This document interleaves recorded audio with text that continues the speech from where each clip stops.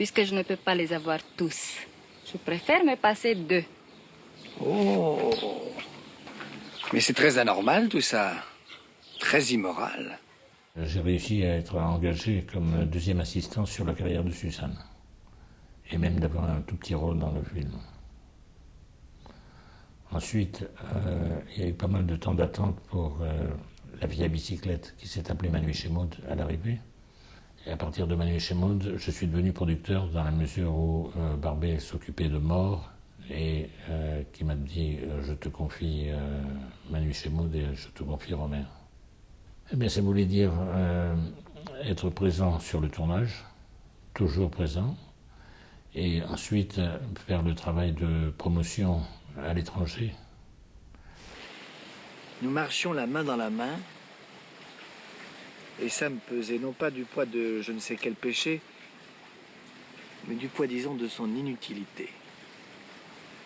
La Colombie a versé 250 000 $, et je crois que nous avons fait le film pour 200 000, un peu plus de 200 000. Voilà comment ça s'est passé. J'avais des liens personnels avec la présidence de la Colombie, c'est vrai.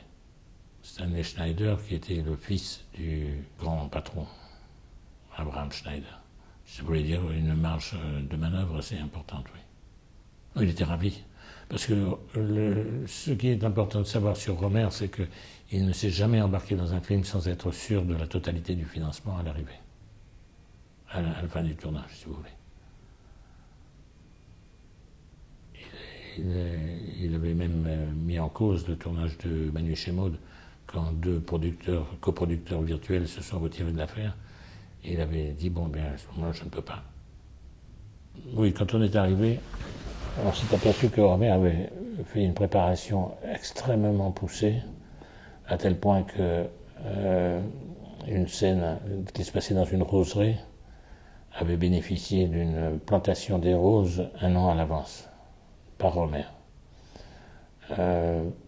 Nous avions aussi été surpris de trouver cette pièce décorée par des peintures faisant allusion à Don Quichotte, mais c'était quelque chose qu'il avait exploré lui-même des mois et des mois en avance.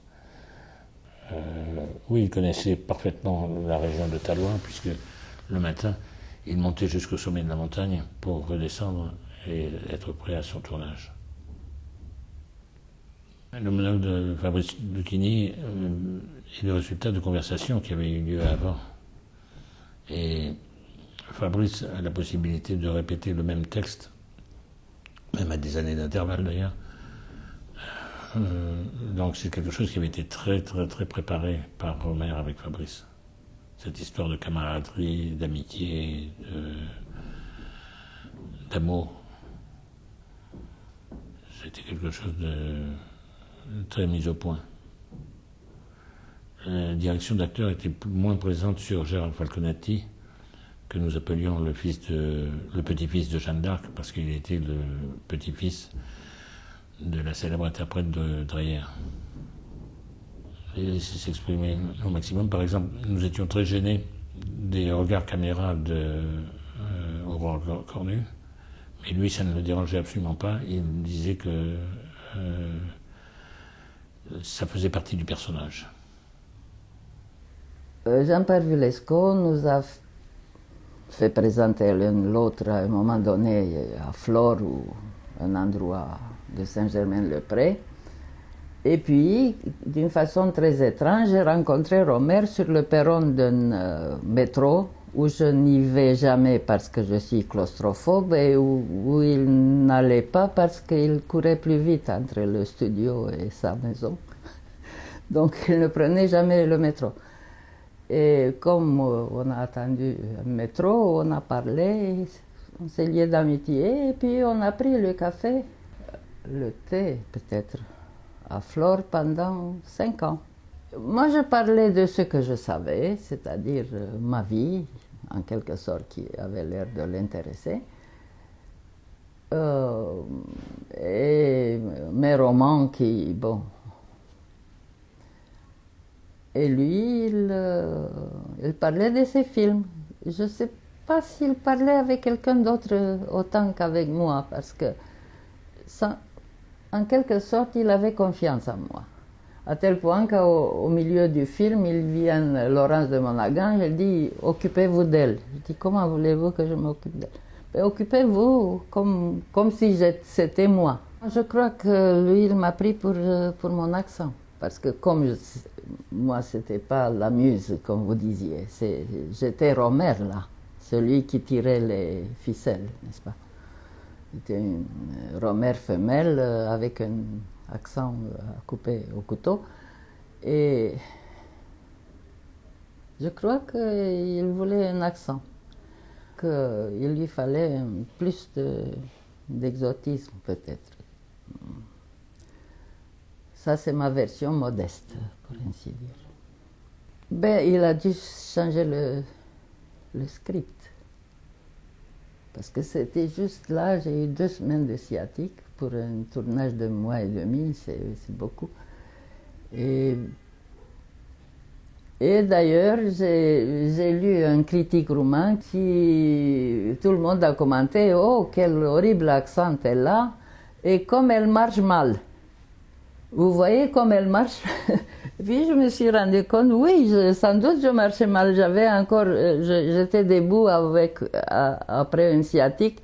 Je ne m'asseyais pas parce que je ne savais pas si je peux me lever devant la caméra. Donc je parlais debout. Et les salopards de mes copains roumains, ils ont remarqué. Je dis, vous avez vu comme elle marchait? On a improvisé. D'ailleurs, Lucchini aussi, il a improvisé. On pouvait chez Romer parce qu'on suivait la trame et puis il nous laissait improviser. Pas tout le monde, mais et Brialy, qui était le camarade le plus accompli. C'est-à-dire qu'il avait l'intérêt que le film soit bien, donc il nous a tous coachés et arrangés. C'était merveilleux. Et il était à l'hôtel. Nous, on habitait tous dans la villa. Et les gens du village pensaient que c'était la sosie de Brialy. Ils ne pouvaient pas penser que c'était Brialy lui-même. Brialy, il est venu avec un Rolls-Royce, avec un merveilleux garçon qui était le chauffeur.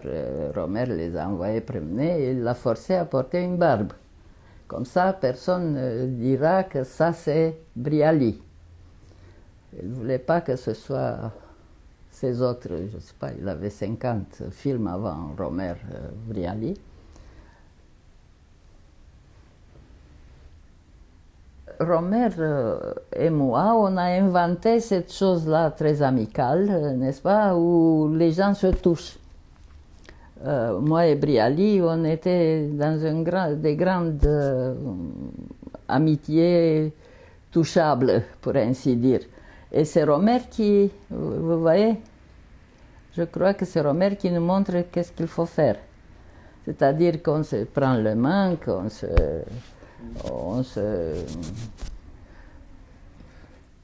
Romer était fasciné par le phénomène féminin. Je sais qu'à un moment donné, il fallait que je coude un bouton sur le tournage, je ne sais pas. Et lui, il me regardait comme ça. Je dis, mais pourquoi vous regardez Romer? Je n'ai jamais regardé ma femme faire ça. Je dis, mais alors quoi? Mais non, c'est comme une intimité qu'on ne regarde pas, coudre un bouton. Bon, je n'ai jamais parlé avec Thérèse de ça, mais il semblait qu'il respectait et il était étonné par tout ce qu'une femme fait. Coudre un bouton, même les hommes coudent des boutons à l'armée, je ne sais pas, on leur apprend à coudre. Mais non, c'était un grand plaisir, Romer.